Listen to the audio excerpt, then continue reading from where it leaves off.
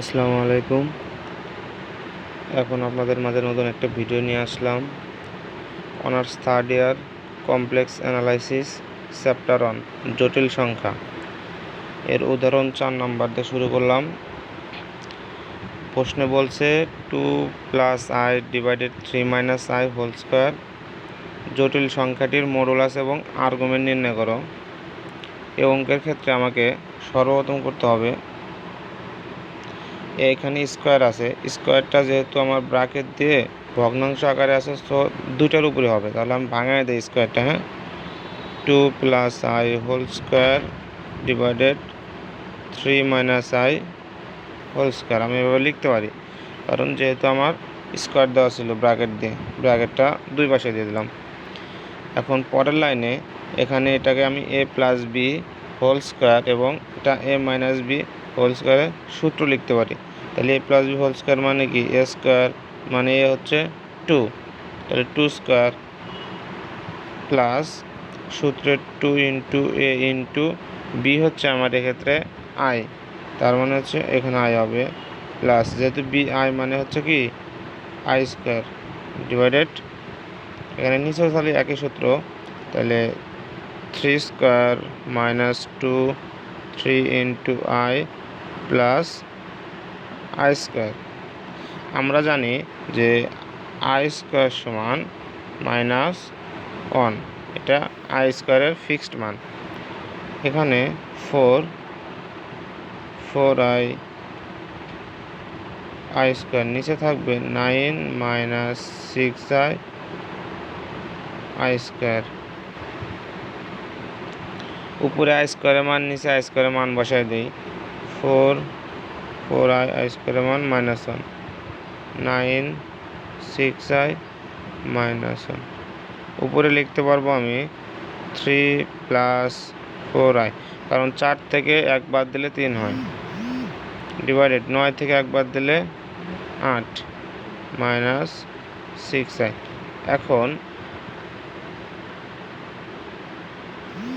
এখন যেহেতু নিচে আমার জটিল সংখ্যা আছে, জটিল সংখ্যা হচ্ছে i দ্বারা জটিল সংখ্যাকে নির্দেশ করে, তো সেক্ষেত্রে আমার জটিল সংখ্যাকে উঠাইতে হবে। তাহলে নিচে আছে আমার কি 8 - 6i, তাহলে এর বিপরীত মান কি দ্বারা উপরে এবং নিচেকে গুণন দিলে আমার এই জটিল সংখ্যা নিচ থেকে উঠে যাবে।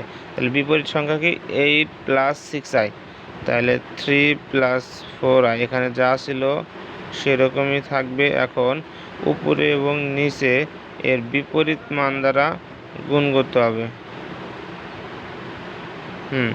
এই পাশে আমার লিখে দিতে হবে যে 8 + 6i দ্বারা উভয় গুণ করে পাই। অতএব লিখতে পারবো 3 + 4i 8 + 6i। তাহলে এখানে দেখেন 8 - 6i, 8 + 6i দুটো একই জিনিস, মানে a - b হোল স্কোয়ার। এ বলতে আমার 8 এর উপর স্কোয়ার, আর b হচ্ছে আমার 6i, তাহলে 6i a - b whole square minus 6i এর উপর স্কোয়ার সমান, উপরে দেখেন গুণন আছে, গুণন দিয়ে দিই। 3 দ্বারা 8কে গুণন দিলে 3 × 8 = 24, 3 দ্বারা 6i গুণন দিলে 3 × 6 = 18 হয়। এখন দেন 4i দ্বারা 8কে গুণ দিলে 4 × 8 = 32 হয়। এখন এই 4i দ্বারা 6i গুণ দিলে 24i স্কোয়ার, নিচে আসবে 8 মানে 8 এর উপর হোল স্কোয়ার সমান 64 মাইনাস 6 এর উপর হোল স্কোয়ার 36i স্কোয়ার। এখন উপরে মান বসায় দিই 24, দেখেন এখানে দুটো যোগ করলে কত আসে, 32 40 50 আসবে, 50i।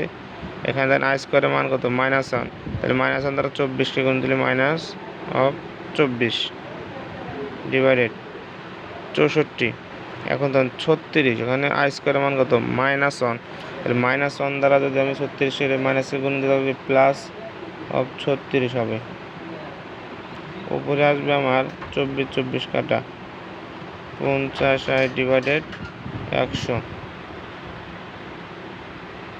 এখন এই 50কে 100কে আমি কাটতে পারি, এটা হচ্ছে 2 আসবে, তাহলে এটা আসবে আমার i/2।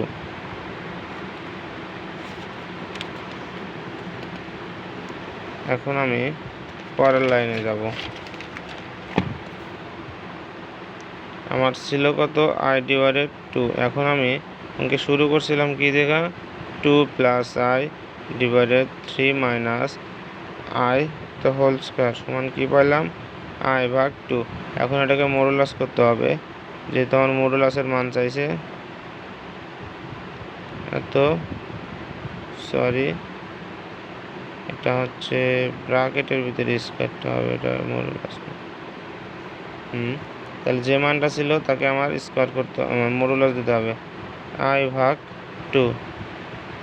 এখন দেখেন এখানে শুধু জটিল সংখ্যা বাদ দিলে 1/2 থাকে। 1/2কে আমার হোল স্কোয়ার করতে হবে। স্কোয়ার আর রুট কাটা যাবে, আমার থাকবে হচ্ছে এখানে 1/2। আবার এটা হচ্ছে আমার মডুলাসের মান।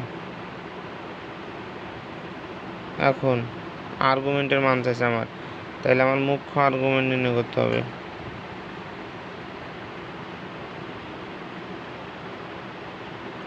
মুখ্য আর্গুমেন্ট সমান মুখ্য আর্গুমেন্ট থিটা হয়, এটা হচ্ছে tan ইনভার্স।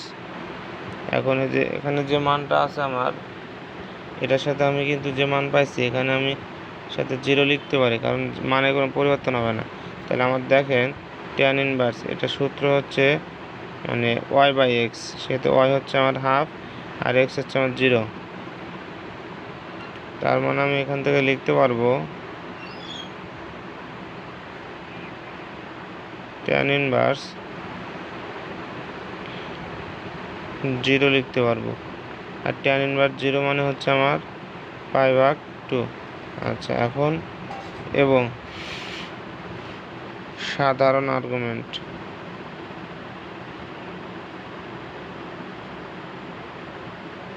সাধারণ আর্গুমেন্ট হবে এটা, আমার যে থিটার মান বের হয়েছে এটার সাথে 2n π যোগ করতে হবে, 2n π + π/2। এটাই হচ্ছে আমার সাধারণ আর্গুমেন্ট। আর যেখানে n সমান 0 ± 1 ± 2, এটা ডট ডট, এটা চলতেই থাকবে। এটাই আমার উত্তর।